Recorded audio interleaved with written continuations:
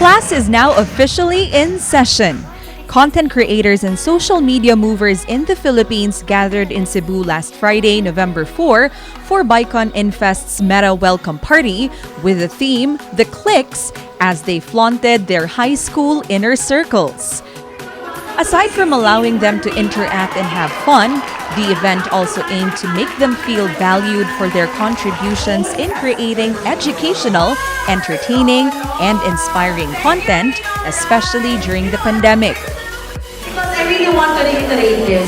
If there's one thing that I'm super proud of, the content creators and this community that we have built, is that even if we went through a lot of personal, physical, health, and mental problems, you continued to create content and you made so many people happy.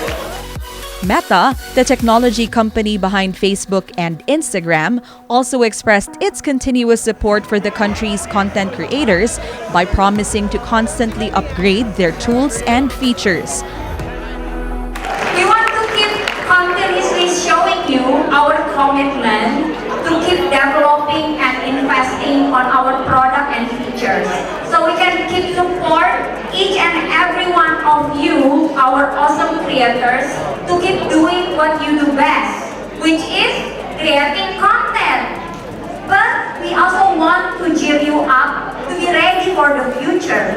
So keep looking at all the upcoming exciting announcements on AR, NFTs, and also the metaverse.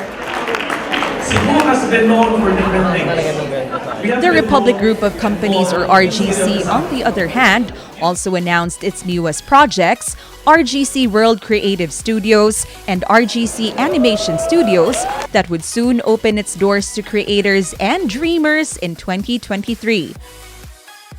RGC will be building a 1,300 square meter creator studio facility, which will have multiple studios, kitchen studios, podcast room, streaming rooms, and we'll be doing multiple learning events. We break ground this month as well. Hopefully in 6 months, it's going to be operational and it's going to be called RGC World. The second big project that we're also announcing, we are officially announcing RGC Animation Studio. They also showcased a sneak peek of their newest animated series entitled 𝗲𝗽𝗶𝗰𝗸𝘀, featuring Visayan mythical creatures.